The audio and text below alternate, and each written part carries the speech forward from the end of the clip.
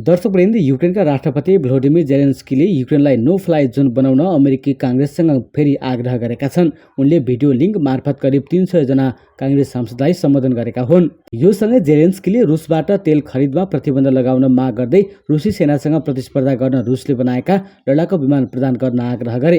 युक्रेनी पाइलटलाई यी विमानहरू कसरी सञ्चालन गर्ने भन्ने थाहा भएको बताएका छन्। जवाफमा सेनेट नेता चक सुमरले भने पूर्वी युरोपबाट उनलाई पठाउन बिडेन प्रशासनले मद्दत गर्नेछन्। जेलेन्स्कीले अतिरिक्त सैन्य सहयोग र मानवीय सहायताका आवश्यकतामा काङ्ग्रेसका सदस्यहरूको ध्यान आकर्षण गराए, तर अमेरिकी सेनेटले उनको दुईवटै कुरा अनुरोधलाई अस्वीकार गरेका छन्। पहिलो, नो फ्लाइ जोनको लागि उनको माग अस्वीकार गरिएको छ, किनभने यसले नाटो सदस्य राष्ट्रहरू रुससँग प्रत्यक्ष लडाईँमा संलग्न हुने सम्भावना खेल्ने भएकोले यस्तो भनाई उनीहरूले राखेका हुन्। दोस्रो, रुसबाट तेल किन्न प्रतिबन्धमा धेरै काम हुन सक्ने, किनभने यसले तेलको मूल्य झन बढ्ने खतरा छ। यता रुसको विदेश मन्त्रालयले युक्रेनलाई सहयोग गरेकोमा बेलायती सरकारलाई सिधै निशाना बनाउँदै विज्ञप्ति जारी गरेको छ। रुसी विदेश मन्त्रालयकी प्रवक्ता मारिया जाखारोभाले किभलाई बेलायतले दिएको सहयोग रुसले कहिल्यै नभुल्ने चेतावनी दिएका छन्। रुसी मिडियाका अनुसार उनले यसलाई युक्रेनको अतिराष्ट्रवादी शक्ति भनेकी छिन्। मारियाले भनेकी छिन्, लन्डनको प्रतिबन्धको उन्मादमा प्रमुख नहोला, तर भूमिका खेलेको छ, जसले हामीलाई जवाफी कदम चाल्नको निमित्त वैकल्प दिएको छ। रुसले वास्तवमा युक्रेनका नागरिकलाई रुसी सेनाबाट नभई युक्रेनी राष्ट्रवादीहरूबाट खतरा रहेको दावी गर्छन्। युक्रेनमा जारी रुसी आक्रमणका बीच बेलायत सरकारले युक्रेनलाई हतियार र आर्थिक सहायता दिएको छ। यता फ्रान्सले अन्तर्राष्ट्रिय आणविक ऊर्जा एजेन्सीको मापदण्डमा आधारित 5 मुख्य युक्रेनी आणविक केन्द्रहरूको सुरक्षा गर्न आफ्ना साझेदारहरूलाई विशेष कदम चाल्ने प्रस्ताव गरेको छ। एलएसी दरबारले शुक्रबार दिएको जानकारी अनुसार पेरिसले त्यसको लागि तयारी गरिरहेको छ।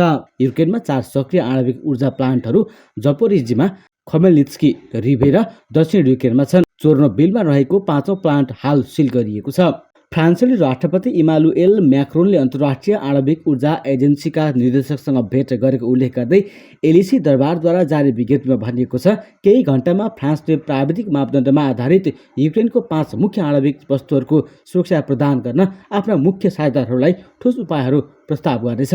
उता युक्रेनले राष्ट्रपति भ्लोदिमिर जेलेन्स्की पोल्यान्ड भागेको रसियाको दाबीलाई अस्वीकार गरेको छ। जेलेन्स्कीले आफू भागेर पोल्यान्ड नगएको तर युक्रेनमै रहेको बताएका छन्। युक्रेनका राष्ट्रपति जेलेन्स्कीको कार्यकालले पनि राष्ट्रपति जेलेन्स्की किभमा रहेको दावी गरेको छ।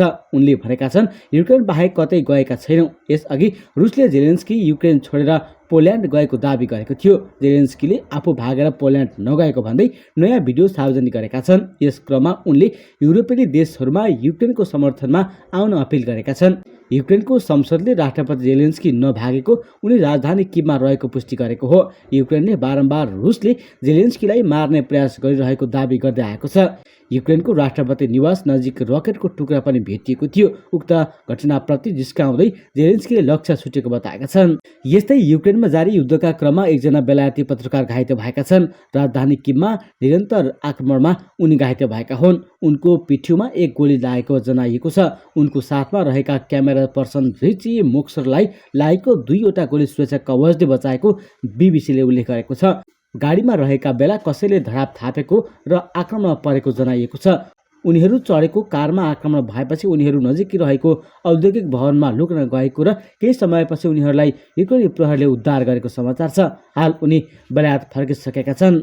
यस्तै युक्रेनका राष्ट्रपति भ्लोदिमिर जेलेन्स्कीले राष्ट्रपति कार्यालयमा रकेट हमला भएको आरोप लगाएका छन्। रुसी सेनाले सैन्य कारबाही गरेपछि युद्ध निम्तिएको युक्रेनमा राष्ट्रपति जेलेन्स्कीको हत्या गर्न रकेट हमला भएको दावी गरिएको छ। राष्ट्रपति भवन वरिपरि रकेटका टुक्रा भेटिएका अन्तर्राष्ट्रिय सञ्चार माध्यमले जनाएका छन्। रकेट हमलापछि प्रतिक्रिया दिँदै राष्ट्रपति जेलेन्स्कीले निशाना चुकेको बताएका छन्। उता रुसले भने कुनै पनि रकेट हमला नगरेको दावी गरेको छ। युद्ध सुरु भएकै 10औं दिनसम्म रुसले युक्रेनका विभिन्न सहरमा कब्जा गरिसकेको छ। यस्तै युक्रेनका राष्ट्रपति भ्लोदिमिर जेलेन्स्कीले युरोपको आकाशमा हवाई प्रतिबन्ध नलगाएको भन्दै पश्चिमा देशहरूको आलोचना गरेका छन्। यसैगरी राष्ट्रपति जेलेन्स्कीका एकजना सल्लाहकारले रुससँग लड्न आफूहरूले विशेष रणनीति बनाएको भन्दै रुसी सेनालाई परास्त गर्ने दावी गरेका छन्। रुसले आक्रमण गरेदेखि युक्रेनले आफ्नो देशको आकाशमा नो फ्लाइ जोन बनाउन माग गर्दै आएको छ, तर यसो गर्दा रुस युक्रेन युद्ध अन्य देशमा पनि फैलिन सक्ने भन्दै नेटो गठबन्धनले नो फ्लाइ जोन घोषणा गर्न अस्वीकार गर्दै आएको छ। यसप्रति युक्रेनका राष्ट्रपति जेलेन्स्कीले आक्रोश प्रकट गर्दै आएका छन्। एक भिडियो सन्देश मार्फत युक्रेनी जनतालाई सम्बोधन गर्ने क्रममा उनले नो फ्लाइ जोन लागू नगर्दा युक्रेनमा रुस थप आक्रामक बन्दै जाने उल्लेख गरेका छन्। साथै उनले युक्रेनमा आक्रमण गर्न पश्चिमा देशहरूले रुसलाई लाइसेन्स दिएको भन्दै आक्रोश व्यक्त गरेका छन्। राजधानी कियवबाट जारी गरिएको भिडियो सन्देशमा जेलेन्स्कीले भनेका छन्, आज नेटो गठबन्धनको नेतृत्व नो फ्लाइ जोन लागू गर्न अस्वीकार गरेर रुसलाई युक्रेनका सहर र गाउँहरूमा बमबारी जारी राख्न अनुमति दिएको छ। युक्रेनमा गरिएको आक्रमणको पश्चिमा देशहरूले विरोध गर्दै हतियार सहयोग गरे पनि रुसी सेनासँग लड्न आफ्ना सैनिक भने पठाएका छैनन्। यसअघि नेटोका महासचिव एस स्टोल्टेनबर्गले युक्रेनको भयावह अवस्थाबारे थाहा हुँदाहुँदै पनि नो फ्लाइ जोन घोषणा गर्न नसक्ने बताएका थिए। पश्चिमा देशका नेताहरूले नो फ्लाइ जोन बनाउँदा रुसले पश्चिमी देशका विमानलाई आक्रमण गर्ने र युद्ध झन भयावह हुन सक्ने बताउने गरेका छन्। रुस युक्रेन युद्ध चर्किँदै गएपछि युरोपेली देशको सुरक्षाका लागि भन्दै नेटोले पूर्वी युरोपमा विशेष तालिम प्राप्त सेनाको तैनाती भने बढाएको छ। साथै युरोपको आकाशमा हवाई गस्ती पनि गरिएको छ। यसैबीच युक्रेनका राष्ट्रपतिका एक सल्लाहकार एलेक्सेई एरेस्टोभिचले रुसी सेनालाई परास्त गर्ने दाबी गरेका छन्। उनले फेसबुकमा एक लामो सन्देश पोस्ट गर्दै युक्रेनी सेना र जनताको प्रतिरोधले रुसी सेनालाई समाप्त पारिदिने दाबी गरेका हुन्। रुसी सेना बलियो नभई विशाल मात्र रहेको भन्दै उनले लेखेका छन्, हामीले एक खास रणनीति बनाएका छौँ जसको प्रभाव देखिएको छ। उनले युक्रेन भाग्यले वा सम्यकले मात्र नजुकेको बताउँदै उनले भनेका छन्, विदेशी रक्षा अधिकारी युक्रेनको सेनाको शक्ति र नेतृत्व देखेर चकित परेका छन्। रुसले युक्रेनमा आक्रमण गर्दा तयारीका लागि आफूहरूसँग धेरै समय नभए पनि युद्ध क्षेत्रमा आफूहरू सफल भएको दाबी गर्दै राष्ट्रपतिका सल्लाहकार एरेस्टोभिचले भनेका छन्, पुटिनका 10 मध्ये 8 सेना युक्रेनमा छन्। यसैबीच रुस र युक्रेन बीच युद्ध जारी रहेका बेला नेटो सेनाको नाम चर्चामा आएको छ।